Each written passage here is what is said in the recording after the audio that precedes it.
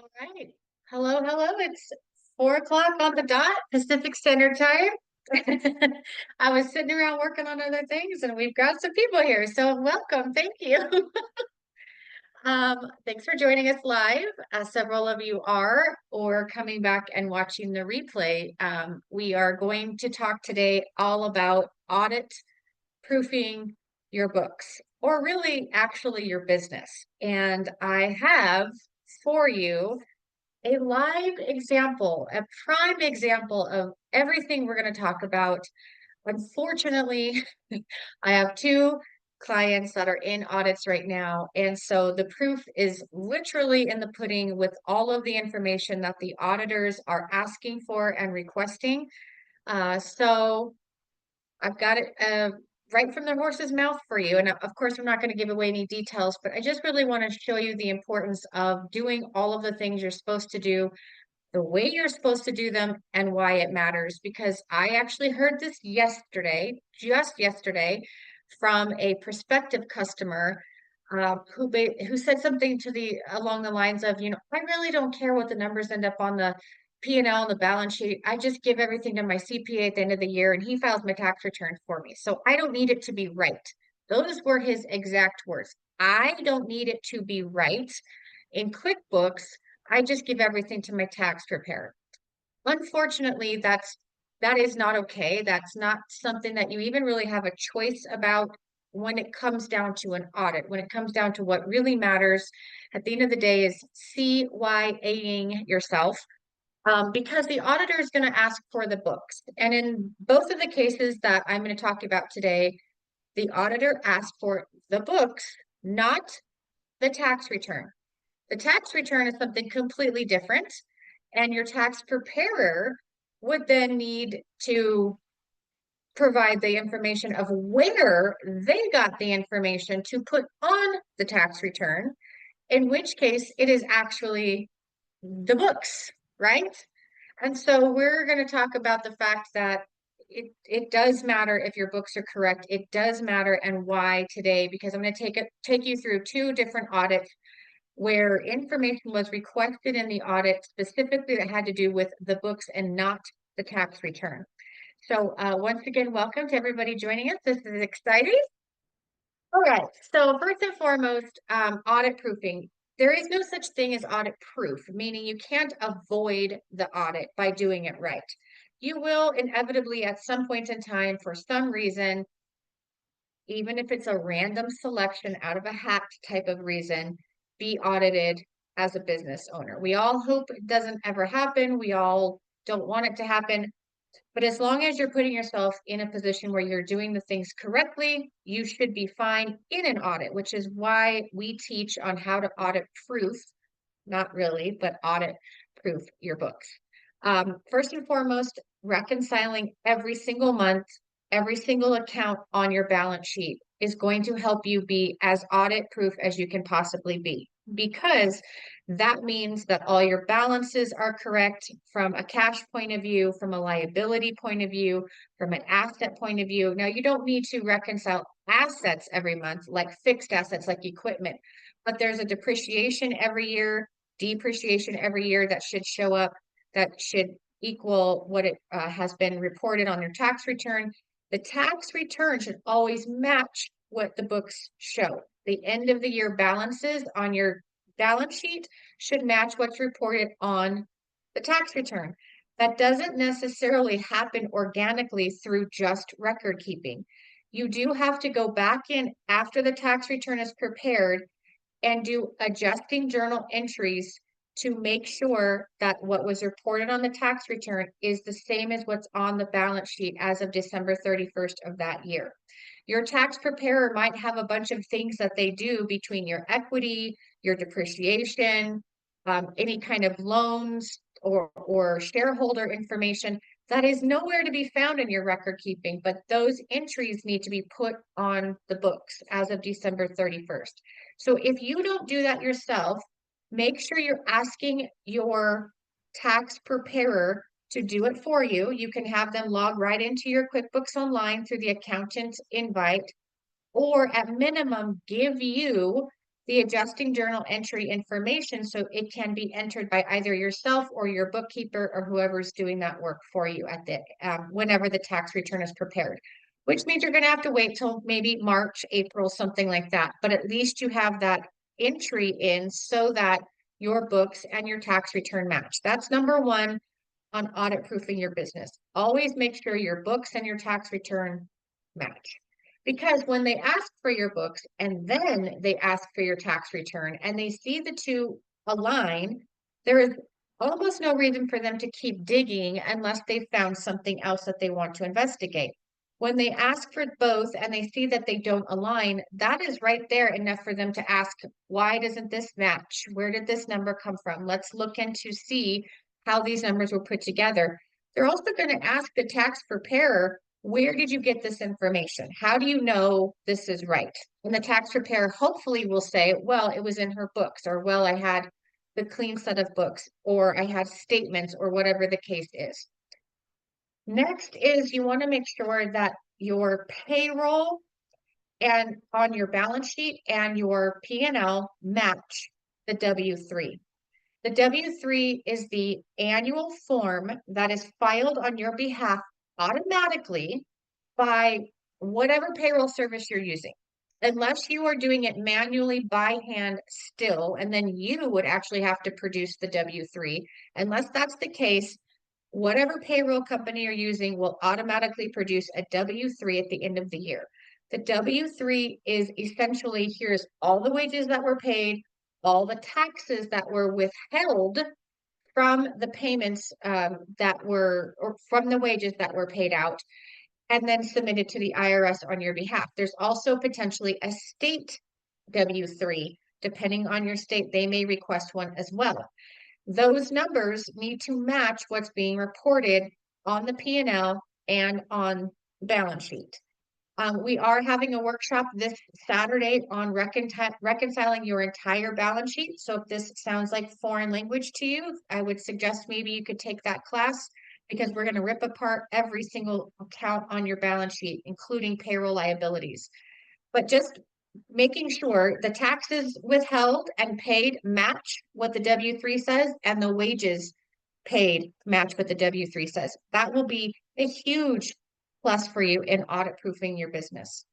Making sure that you're following compliance on all of your categorization is huge. There is no such thing as miscellaneous or uncategorized or other when it comes to business expenses. You have to remember we're coming from a business return frame of mind, not personal. So all of the categorization, all of the categories on your P&L need to be a legitimate business expense that's acceptable and normal and ordinary to the course of your business, which means every P&L can be a little different, but at the end of the day, the words normal and ordinary to the course of your business should apply to everything on your P&L. That means if you have a very large travel, I'm going to use this because I see this the most, travel or meals account on your P&L, you better make sure that it would be normal and ordinary for you to have to travel for your business. What does that mean? Do you attend conferences? Do you attend continuing education events? Do you speak at conferences? Is there a reason why? Do you go to suppliers maybe in New York to buy things or to check out expos to supply to your business? Whatever would be normal and ordinary for you to have to travel for in your business, that's what you can consider a write-off. If you're trying to write off the family trip to Cabo where you sat at coffee one time and talked about your business to somebody, you're going to have a hard time in an audit proving that that was legitimately a business expense. If you paid for that trip on your business account and you can't for sure say in an audit, yes, this was a business trip, you call it an owner's draw or you call it a distribution. You can still have that charge go through your business account. You just have to properly categorize it and not try to write it off as something that wasn't legitimately a business expense. Speaking of owner's draws or distributions, there are compliance laws around if you're an S Corp or C Corp needing to have pay yourself reasonable compensation.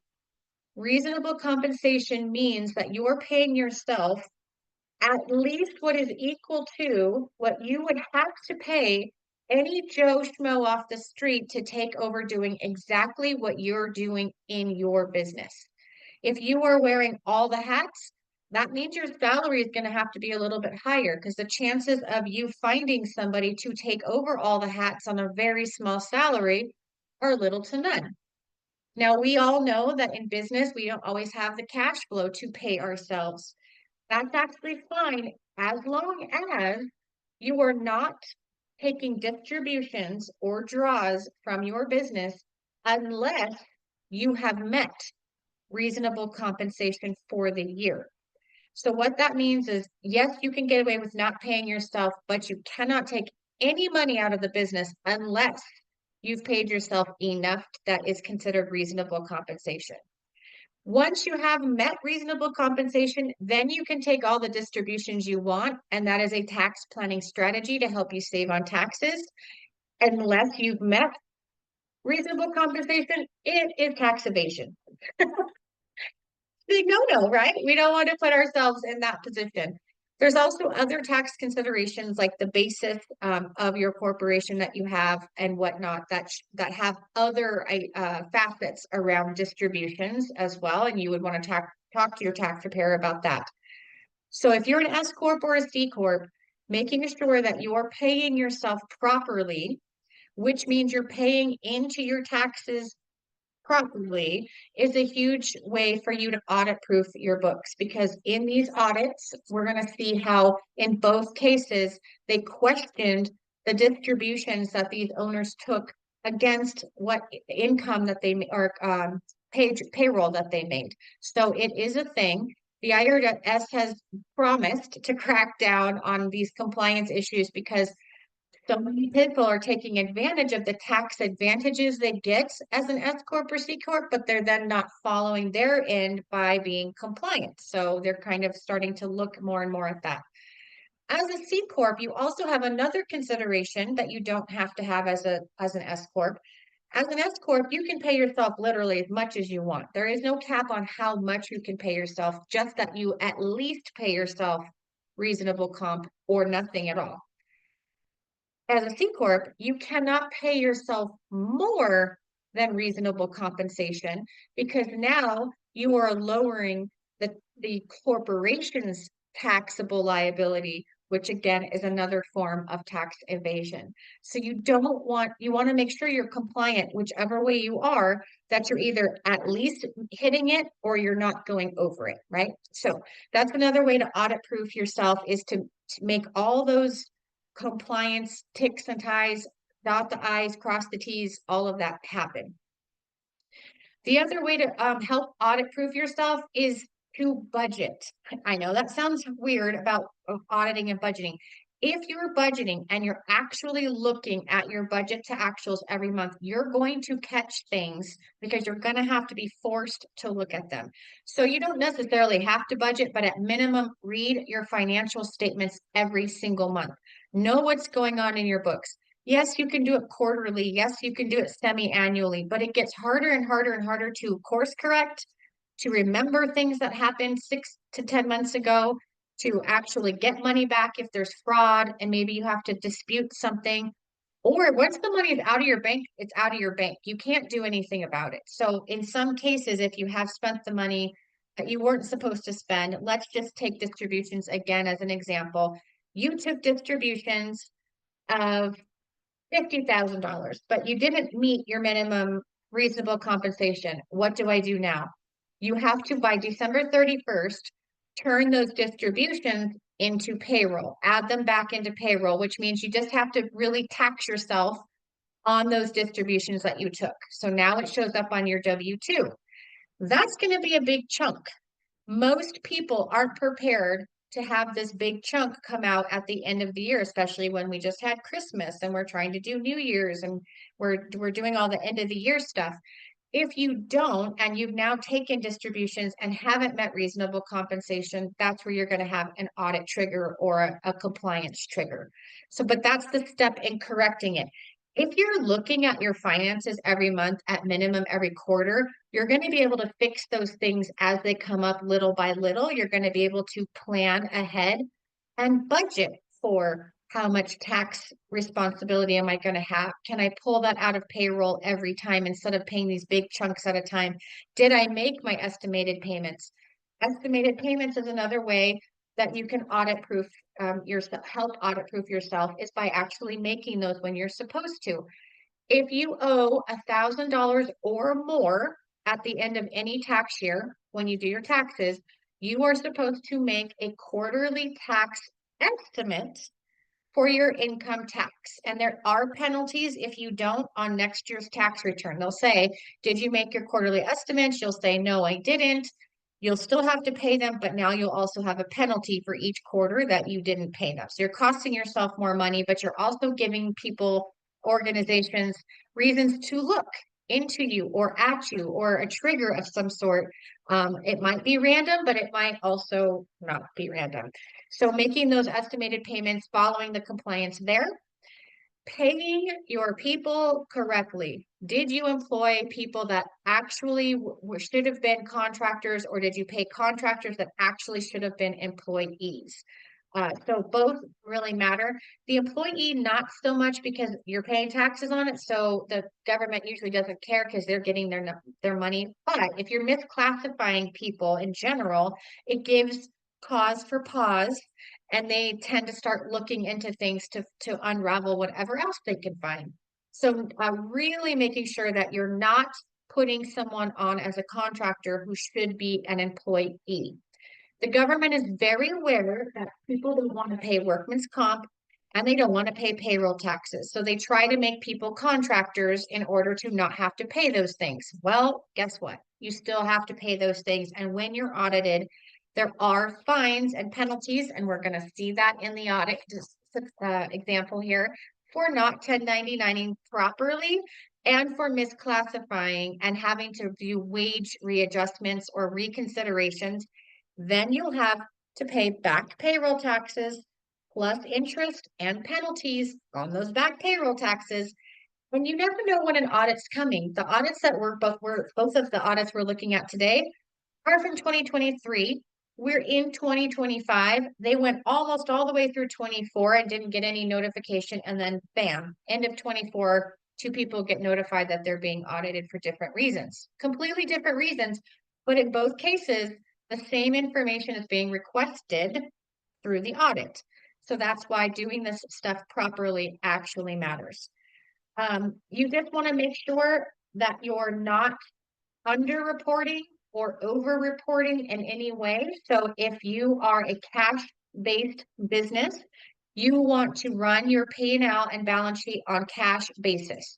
How you would know this is you've either taken the accrual election, which you actually have to fill out a form for, so you would know you went through that motion. But there's also qualifying factors that you have to meet to even be a cash or accrual-based business.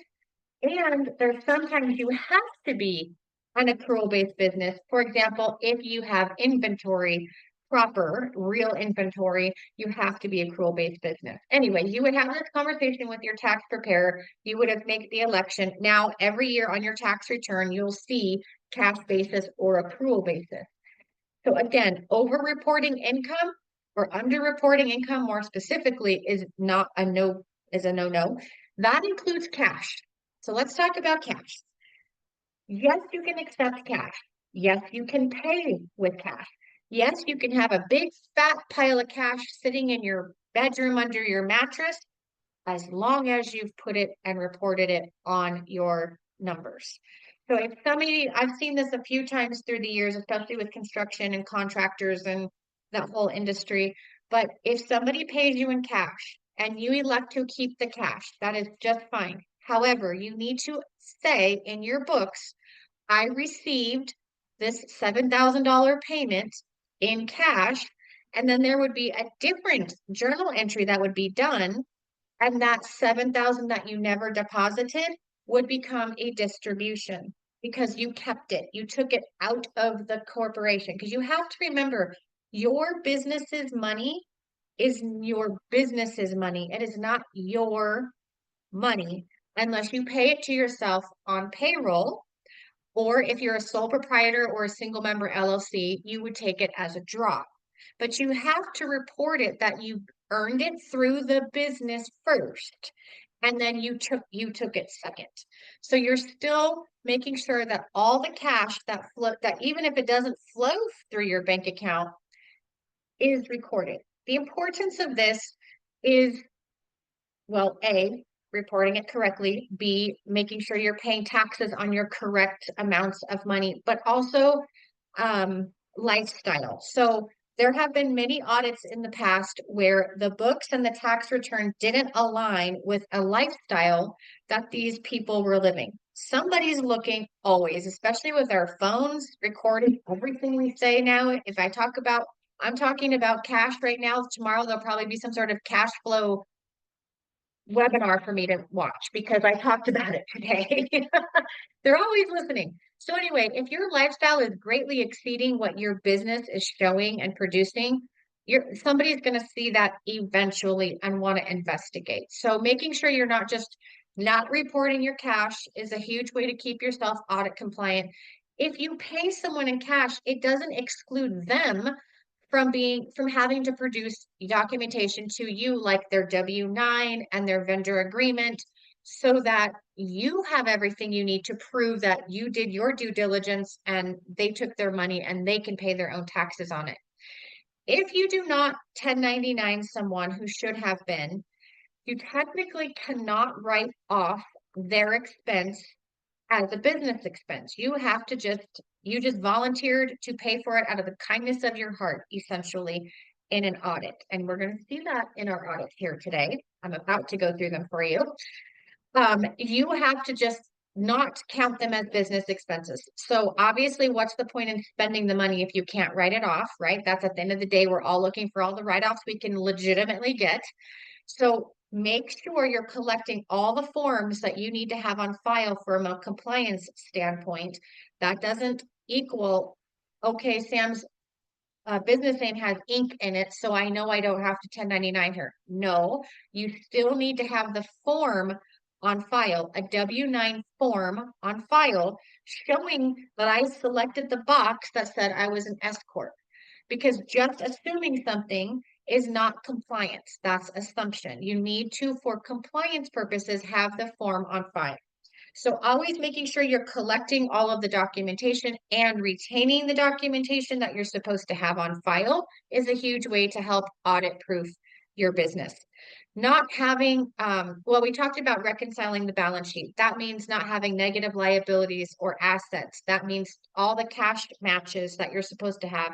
That means you've gone through every month and all your liabilities are paid and balanced. Your assets are showing on that you own on the balance sheet. All of that. Those are all the ways you can help keep yourself audit proof or as close to it as possible. And then when you're selected, when your day comes and it's your turn, you just go, here you go, Mr. or Mrs. IRS person or state person, have my information because it's all there and it's all been done right. And I have no worries whatsoever about what you're going to find. And then when they ask clarifying questions, you just answer them and they go away. It's magic. So here's the audits that I'm going to talk to you about. I've blanked out any information so you can't see it, but I'm just going to go through what the auditor found and what they're asking for. And these are both state audits, not federal audits. I don't have an example of one that I'm currently in, so I'm using the state, but it's very interesting because neither of these started out as a 1099 audit or a reasonable compensation audit or a W-9 audit. None of them, either of them, but they turned out to capture all this information and want all this information. So here we go. The first one is annual wage report. So they asked the owner for the annual wage report, including Form W-3, all W-2s, and the state W-3. So there was two W-3s, the federal and the state one. They wanted to see if what was reported to the state and the federal government was the same as what was on the forms and matched the W-2s that were processed. Additionally, this asks on this next line, there were two checks that were paid to people who didn't have a registration with the state as a contractor. So they asked for, please provide invoices and an explanation for the above uh, checks. And it gives all these check numbers from the GL. The auditor asked for the GL, which comes from QuickBooks, which is the general ledger of every transaction in your books. That's why it matters that it's right, because that's what they're going to ask for, not the tax return, initially at least. They go through the GL and they start pulling apart every little thing they can find. So they want to know all of the explanation of all the checks that they've asked for and want to see the source document or the invoice. So here's another way to help audit proof. Get invoices from all of your contractors or vendors. Don't just write them checks and say for services rendered, because in an audit, they need to see that they qualified as a contractor or vendor. Part of the qualification is that there are invoices. There is a vendor agreement that shows all of the stipulations and that they are not held to any employee type standards. And it needs to show that they're a legitimate business, independent or not, that they can put themselves out for work for other companies, because if they cannot, if you have an exclusivity contract, they're an employee. There is a federal, you know what? I'll post this federal guideline in the recap on our YouTube. So if you're going to rewatch this, you'll have the link. But there is on the IRS website, if you go to irs.gov and you just type in contractor versus employee, there's a whole article and write-up on general guidelines you can use. And this is per the IRS, not per Sam, per the IRS, to make sure you're paying someone correctly. Now, that being said, every single state can have its own set of rules and laws, and those supersede the federal regulations always. So I know in particular, California has a much more stringent law called the AB5 law than the federal guidelines for contractor versus employee. So definitely visit the Department of Labor in your state to make sure you're following those guidelines as well. So that was something else. And he says, oh, these were bonus checks. So the employer says, oh, I gave my employees bonus checks. That's what those are all about. Right here, it says bonuses are considered wage under 39-51-201.A, whatever that means. This includes the cash value of remuneration paid in any medium and cash. Not debit cards, gift cards, equipment, prizes, anything with a monetary value, cash, anything have to run if you're on payroll through payroll, and they have to be taxed on it. Yes, it's a bummer that you have to pay taxes on your bonuses, but you have to. And here in the audit, the person specifically calls out this information and wants to then reassess all of these bonus checks that never got paid through payroll. He wants to assess taxes now on them. And the back tax from not having paid it from 2023, all the penalties and interest till now, till it gets paid. Let's see. The next one is, this one has to do with materials and labor. So he asked for the information to show the difference between labor and materials on 1099 contractors, because we only 1099 for labor, and the invoice was a different amount than that. So it is important, if you can get your vendors to break out the difference between labor and materials, it's really important. Or you need to 1099 the whole thing. Because if you're audited and the 1099 doesn't match the invoice and there's no breakout, that could be a consideration for your auditor. This one says, I am unable to find the above as an independent contractor registered in the state. Please provide an invoice so I can perform a better search. So not only is he looking at what's being paid out, but he's looking to see if this vendor is a qualified vendor. If he so chooses, he could say this vendor doesn't qualify as a vendor and should have been an employee. Therefore, based on their scope of work with you, we're going to reassess all of this. Here's five, 5 people that it says the remark is he did not receive a 1099 NEC. There's 5 people right there in the audit that were paid over $600 for the year that did not receive a 1099. That is a $5,000 per person fine. And each state could be different. Maybe it's different in every state, but the states I know about can charge up to $5,000 per instance, which means that's a $25,000 fine back to this person for not having 1099 these people who very clearly should have received one. That's not cool. That's horrible. This corporation averaged 92,000 to 97,000 in wages in the first through third quarter. Then in the fourth quarter, the wages were reduced to 4,000. And he wants an explanation. And this is from the officer. So this is where reasonable compensation comes in. The explanation is that once he hit reasonable explanation, he was able to drop his wage and take his distributions. Beautiful. Wow, it worked. Great. We have an explanation. However, he asks the questions that have to do specifically with reasonable compensation. Okay, Mr. Business Owner, prove to me how you came up with the number that this is reasonable. He wants to know what services do you perform for the corporation, including supervisory, leadership, corporate officer duties? What are the average number of hours worked? What is the total number of hours worked in 2023? So imagine having to remember what you worked in 2 years ago. Does the corporation have any unique reasons to justify your wage for 2023? These are all answers the auditor wants to determine if what was paid out to the officer is reasonable.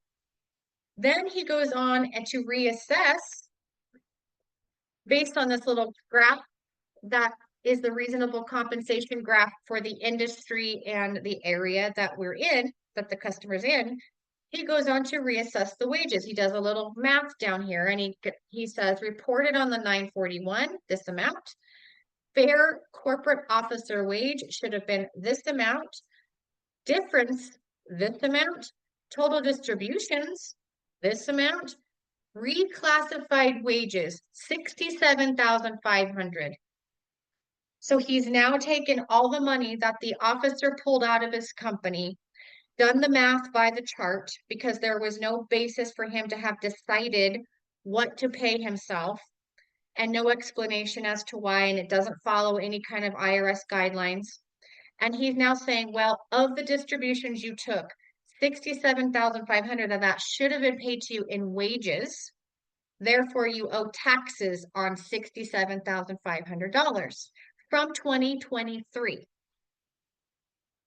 Terrible. It's not good.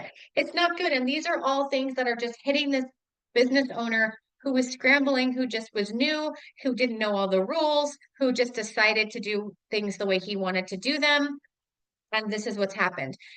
And I'll tell you how this audit started. This audit started with a disgruntled employee who said that he wasn't being paid the right amount of money that was agreed to and complained to the Department of Labor.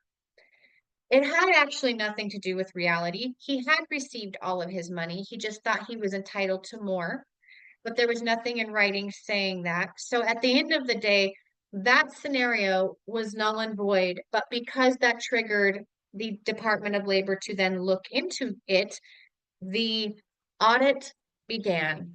And now the auditor has found all these other things by requesting the information he was looking for to just number one, to determine whether or not the employer was paying the proper amount of payroll taxes. That's how it started. That's how this is how it's going. Not so wonderful, but that is the importance of actually following the rules. And like I said at the beginning, no one ever thinks it's going to happen to them.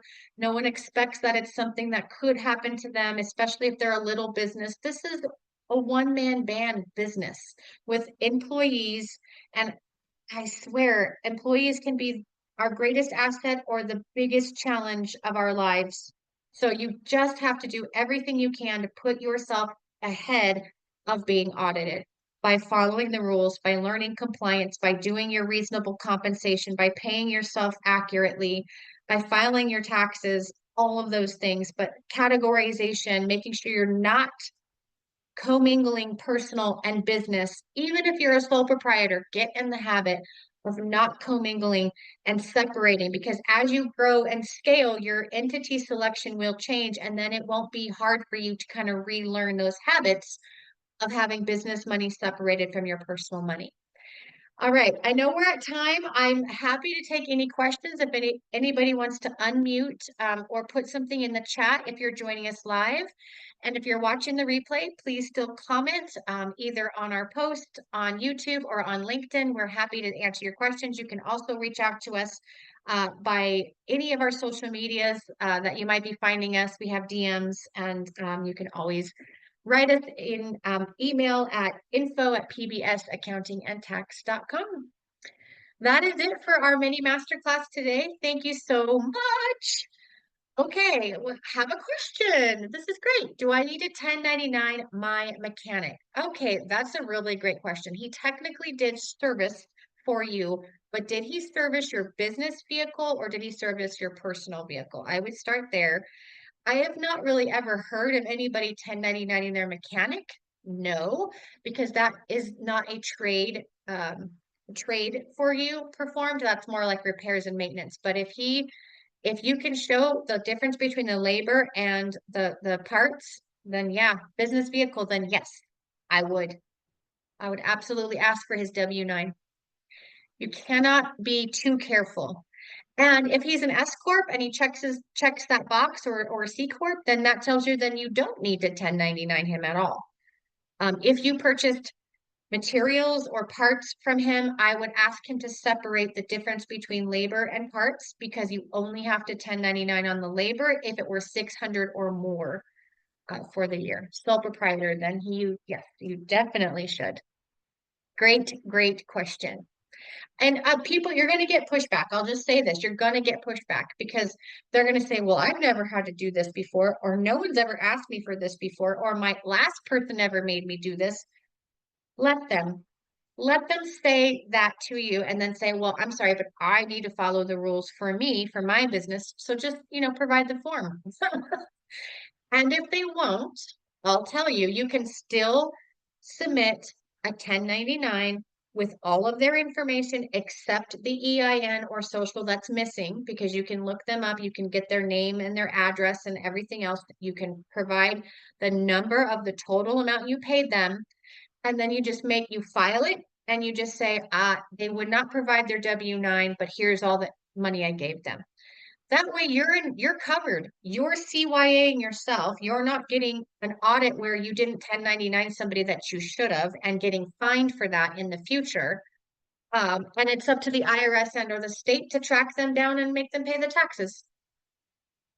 So it's off of you. Great, great question. Thank you for asking. You're welcome. All right. Once again, oh, you're welcome. Thank you. Thanks for joining live. And we'll see you on the next one in 2 weeks at the second Thursday of February. And I hope you all have a great rest of your week and weekend ahead. Bye.